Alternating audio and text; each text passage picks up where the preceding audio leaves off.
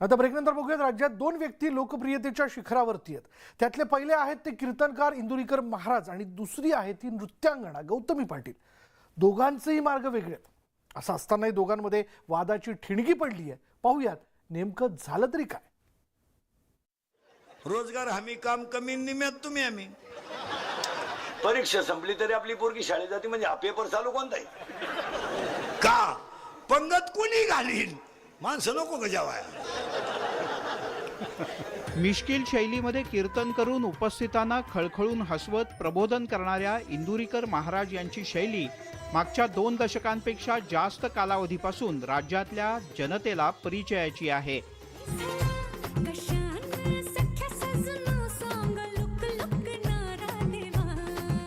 तर दुसरीकडे नृत्याच्या माध्यमातून गौतमी पाटील चांगलीच प्रसिद्ध झाली आहे।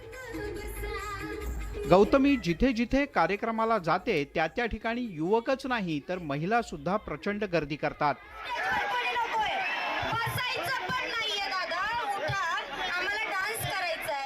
अनेकदा गर्दीला नियंत्रणात आणताना पोलिसांची तारांबळ उडते।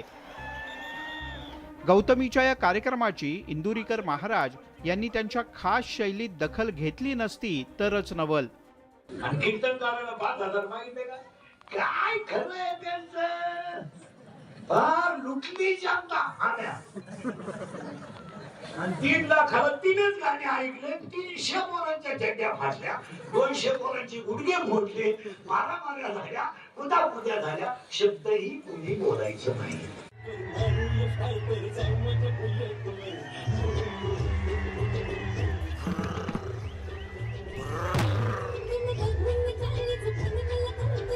तो पहिल्यापासून तसाच आहे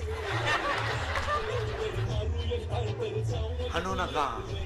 गौतमीला 3 गाण्यांसाठी 3 लाख रुपये मोजले जातात, पण आम्हाला टाळ वाजवूनही काही मिळत नाही याकडे इंदुरीकर महाराज यांनी लक्ष वेधलं।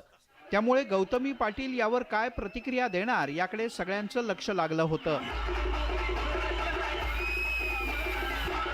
इंदुरीकर महाराज आणि गौतमी पाटील हे दोघेही प्रचंड लोकप्रिय आहेत।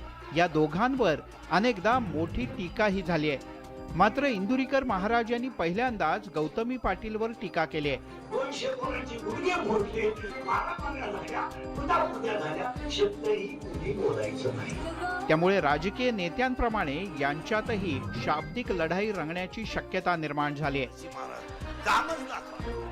Bureau report, news 18 Lokmat.